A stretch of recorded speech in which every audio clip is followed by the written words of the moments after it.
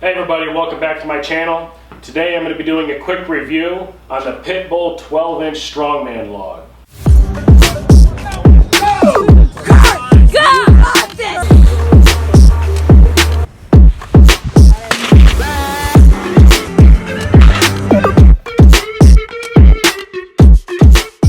To start with, let's just get some specs on the log itself.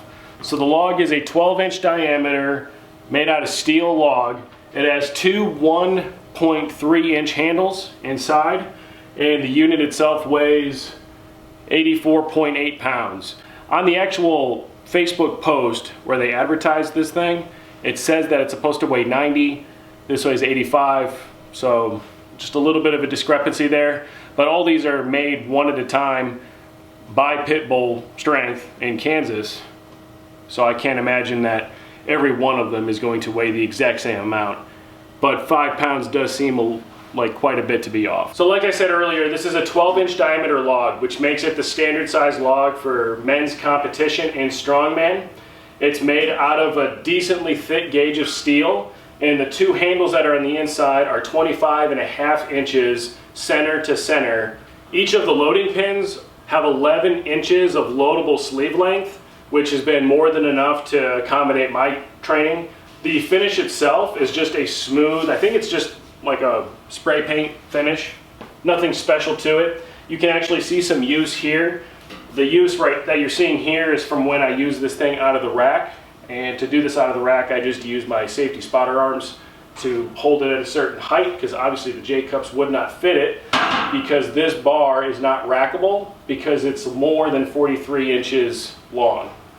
The actual log portion is 5 feet or 60 inches wide, and with the sleeves included, this thing comes out to 82 inches long.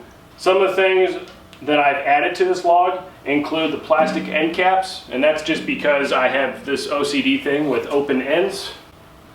And I also added some hockey tape to the edge of the arm holes, hand holes.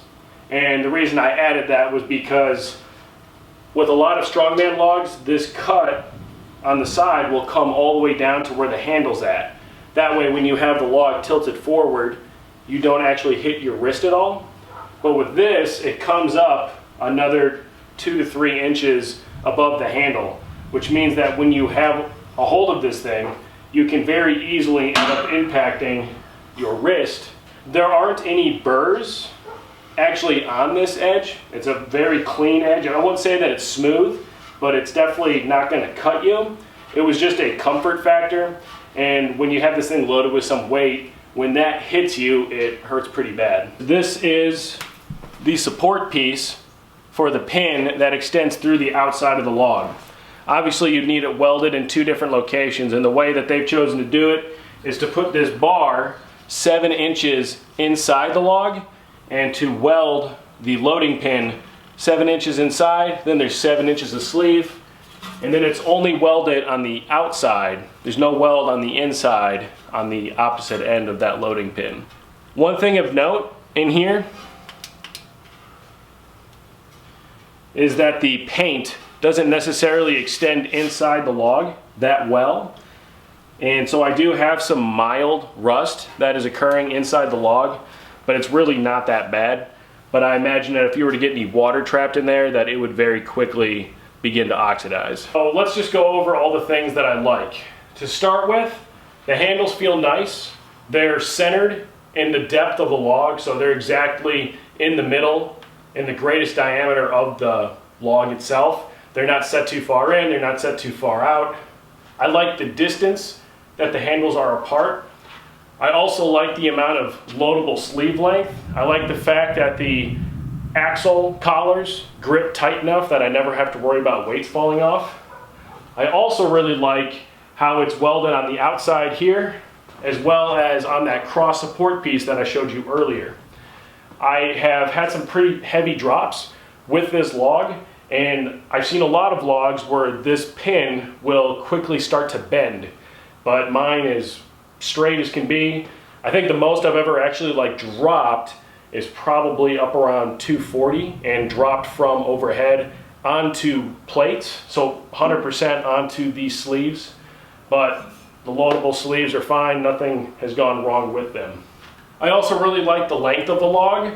A lot of the times I end up pressing this thing out of the rack, and with it being 5 feet long, I have enough space on each side that when I go to put it back in the rack, I don't have to worry about missing it. Not that I would, I guess, miss it, but it's a good length. It's not too long. It's also not too short. For a garage gym size, it's about perfect. Also, it's about the same size as every other standard 12-inch log. Another thing I like about this thing is the price. So for this model of the log, it's $369 shipped. It doesn't matter where you lived, $369 shipped.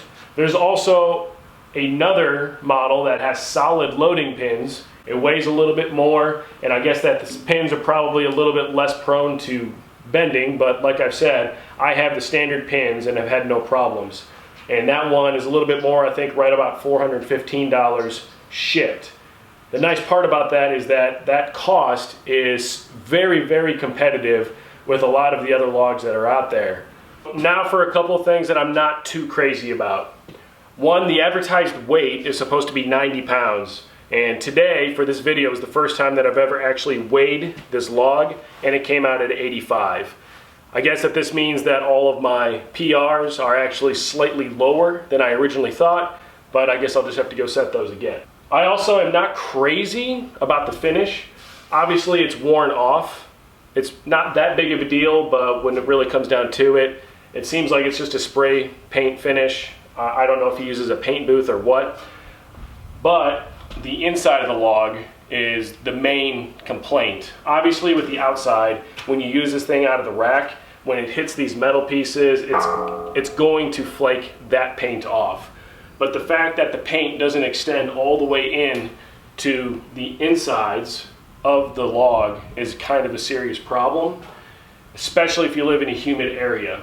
Where I've lived, it's really not that big of a deal. I just have small oxidation that's in there, and I could just get in there and paint it. I'm also not crazy about the amount of space between the handle and the edge. Now I understand that you lose a certain amount of structural integrity, I guess, in the log, but when you have that much space in there, you're very prone to hitting this side of your wrist when you handle or manipulate the log at all. I'm also not crazy about the welds that are on the inside here, and I'm going to show just some quick footage real quick of the inside. But what you see is on the inside of all of where the handles are, there's a whole bunch of that extra like splatter. I'm not a welder, I'm not a fabricator, so I don't know what to call it, and they haven't been cleaned up, they haven't been touched up. It's all over the welds, all 4 welds for the handles. It's all the way around there. It's really just not that clean. I wouldn't say that it's as bad as some of the Chinese made implements that I've seen before. Some of the stuff that like Titan Fitness sells, those welds definitely look a lot worse. With that being said though, it's just the appearance. The actual structural part of the handles look like they're very well put onto the log. I don't think there's any concern. You can even see a little bit of burn through, and you can see that the weld goes all the way around on the log itself. Another bit that I'm not crazy about, and again, this is not a game changer, is that this weld here is on the outside, and it's a rather large weld, and you can see there's more of that splatter still all the way around there, so that could be cleaned up. That same splatter goes all the way around the circumference of the log, where it looks like this flat piece was welded onto the pipe itself. So I think that maybe some extra time spent just kind of cleaning that up. But at the same time, you are paying $369 for a shipped log. So this could be something, if you have some flap discs and you want to put your own paint job on this thing, you could potentially just clean that up yourself and make it a little bit nicer. But this weld is so thick that the plate doesn't actually sit flush on the end of the log.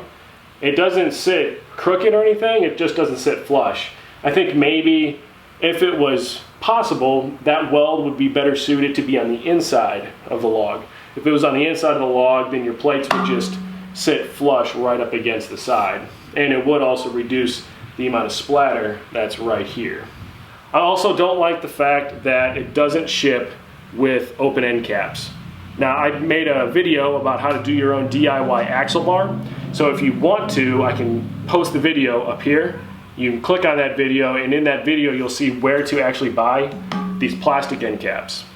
So that's my review of the Pitbull 12-inch standard log. Again, the high points. For the money, for $369 shipped, I really don't think you're going to find a better log out there. I like the size of the log itself. Again, it's 60 inches wide, 12-inch diameter. I like the handles. They're securely mounted right in the middle of the log itself. They're 25.5 inches center to center from handle to handle. I don't necessarily like the amount of space from the edge of this cutout to the handle, because oftentimes I end up hitting my wrist. Just a little bit of an uncomfort. I already went over how to solve those problems though.